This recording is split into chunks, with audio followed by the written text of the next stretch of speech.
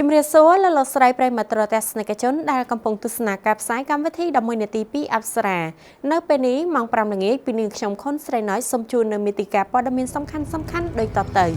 ទស្សនិកជនសូមទស្សនានៅព័ត៌មានលម្អិត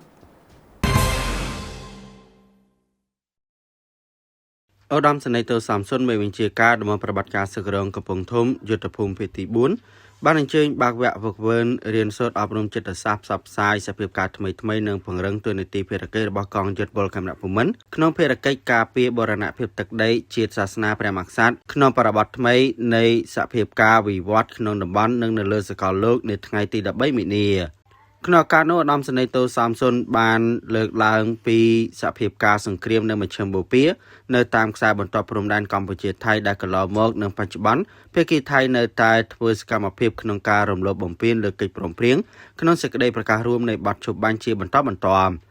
ជាមួយនោះឧត្តមសេនីយ៍តូសាមសុនក៏បានប្រគល់ភារកិច្ចជូនដល់នាយទាហានរងនិងពលទាហានទាំងអស់នៃបញ្ជាការដ្ឋានរបស់ប្រតិបត្តិការសឹករងកំពង់ធំត្រូវគោរពអនុវត្តយ៉ាងម៉ឺងម៉ាត់តាមច្បាប់ស្តីពីលក្ខន្តិកៈរបស់កងយុទ្ធពលកម្មភូមិន្ទនិងបទបញ្ជារបស់ថ្នាក់ដឹកនាំគ្រងระดับថ្នាក់ហើយត្រូវត្រៀមខ្លួនរួចជាស្រេចក្នុងភារកិច្ចការពារបរណភាពទឹកដីការពារជាតិសាសនានិងព្រះមហាក្សត្រនឹងត្រូវជឿជាក់លើការដឹកនាំរបស់រាជរដ្ឋាភិបាល